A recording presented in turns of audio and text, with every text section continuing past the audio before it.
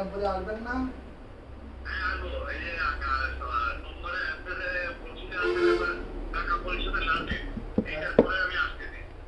আচ্ছা, আসেন আসেন।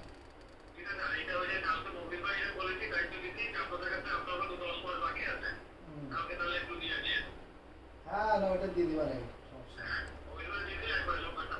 কালকে তাহলে একটু পাঠাই দেন মনিরামপুর থেকে, ওই যে শাহিন ভাই কিছু টাকা বাকি আছে বুঝলেন, আমার আছে কিছু। হ্যাঁ শাহিন ভাইয়ের সাথে আমার কথা হয়েছে, তাহলে পাঠাই দেন কালকে।